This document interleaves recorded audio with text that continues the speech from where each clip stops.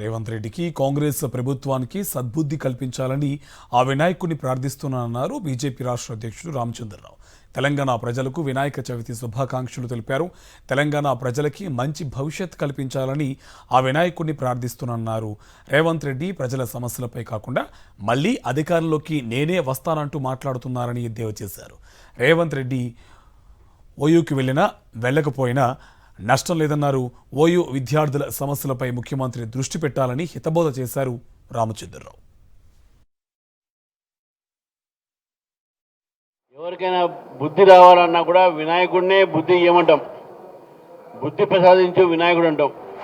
ఈ ప్రభుత్వానికి కూడా కొద్దిగా బుద్ధి కలిగించి ప్రజల పట్ల పరిపాలన పట్ల కొద్దిగా శ్రద్ధ పెడితే బాగుంటుంది. మన విద్యార్థుల దగ్గరికి ముఖ్యమంత్రి గారు పోయినట్టున్నది. మరి విద్యార్థి దగ్గర పోయినప్పుడు మరి వారి సమస్యల ముందు మాట్లాడాలి. మళ్ళీ వస్తా తిరిగి వస్తా పోలీసులు లేకుండా వస్తా కాదు విషయం. అక్కడ